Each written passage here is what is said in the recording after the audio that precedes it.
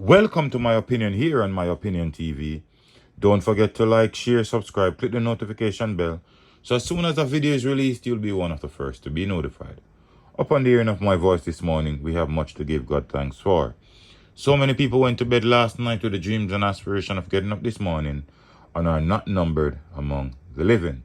So whatever your situation, whatever your circumstances might be, as long as you're alive, there's much to give God thanks for. And remember, you can join our WhatsApp group at 876-892-2079.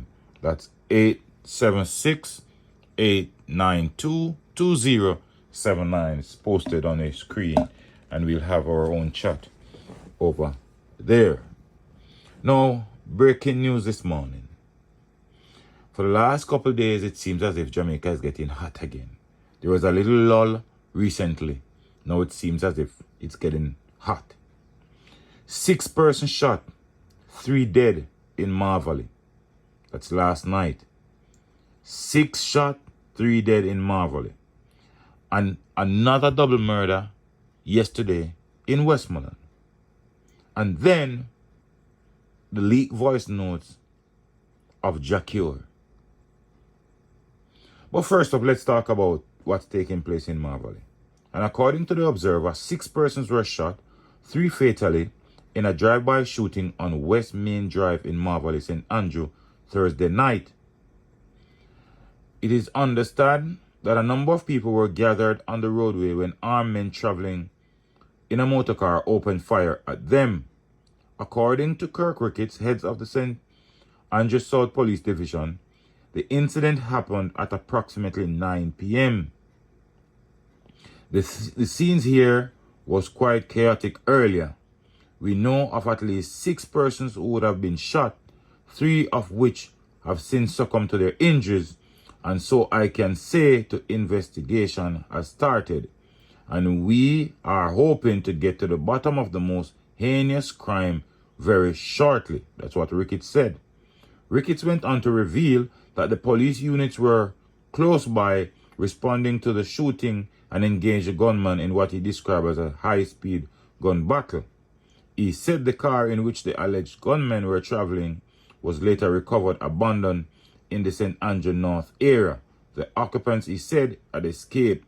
The officer went on to indicate that Maverly community in recent times has been plagued with gang-type activities and stated that Thursday night incident may have been a reprisal for previous acts of violence. Well, over the years, Maverly is one of those communities that things happen sporadically. There always have their issues in the community.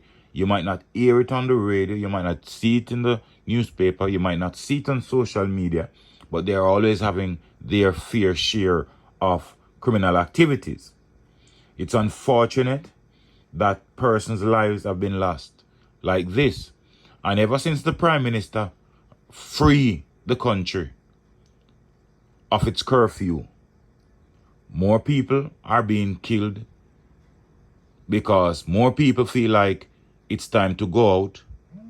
And believe it or not, their enemies are praying, waiting to see some of them, because the curfew would have some people inside their house for a good while.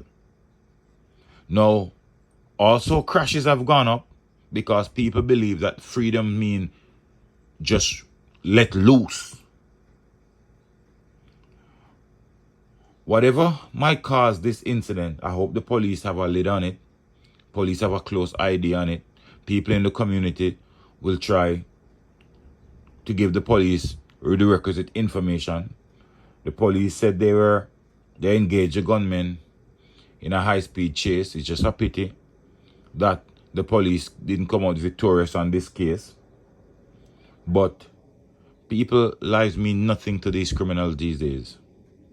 And if you really look into this situation, maybe out of the 3 that died, 1 or 2 was not the desired target. But once these criminals go after somebody, they don't care who it is. They just open fire indiscriminately. That's why children are caught in the mayhem. That's why innocent people are caught in these problems. But the identities of the deceased have not been known. As soon as we get it here on My Opinion TV, we'll let you know. But as it stands this morning, that's a triple murder in Maverly. Let me know what you think in the comment section. Now, yesterday, I'm a bike taxi man, and they say is his girlfriend were on their way yesterday. One of the man has been identified as Fitzroy Watson, otherwise called Culture of Crawl District, in Hanover. The Green Island Police report at about 9:40 p.m. Watson was at his business place.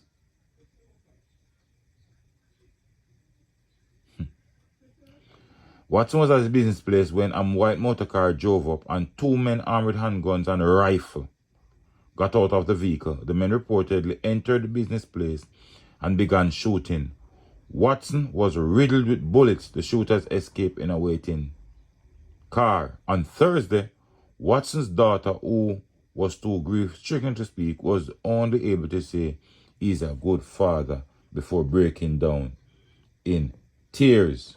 Watson is survived by his wife and 7 children, including an 8-year-old.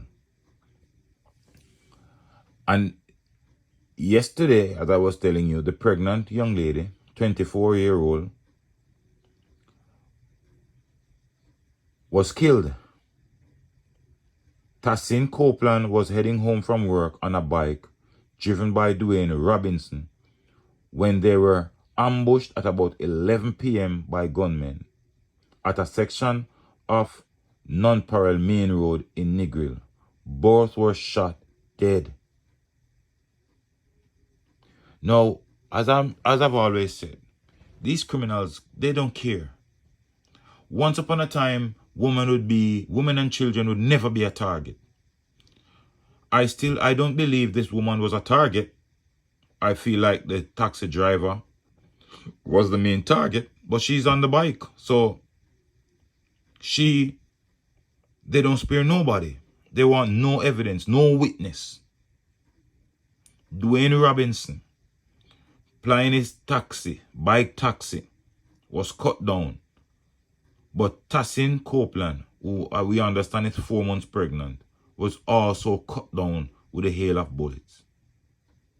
There's no compassion, no sympathy. Nobody is looking out to say, you know what, let's resolve our differences differently. Everything it has to end in violence. Can't understand our mind frame. And then the problem is, when you sit down and you think about it, these criminals, where were they born? Who? Which planet did they came from? They have absolutely no mercy. The mother of the pregnant young lady is now crying for hanging to resume. And I think that's a genuine cry from most Jamaicans. And we have to push the government really hard, because these so-called human rights activists, they are the ones trying to derail certain things in Jamaica. And they are not the ones feeling the full brunt of these hard, heinous criminals. As I talk about hard, heinous criminals, yesterday I was listening a voice note from JAH.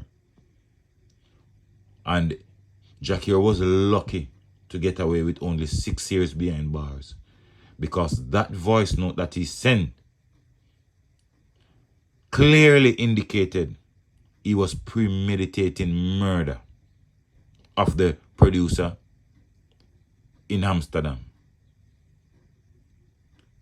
What type of Rasta is JAH? If someone owes you money, why don't you use the law to fix the problem? Instead, you made a voice note. You're going to stop this man how many times? And you carried out the act. And you expected to get away free? I don't know the laws in the Netherlands or the Dutch area. But he's more than likely to appeal. And appealing this in some jurisdiction could end up giving him more times behind bars. JAH, you're a heartless individual. And please, relieve yourself of those locks. Because you're using those locks as a form of your promotion. At no point you're a Rasta.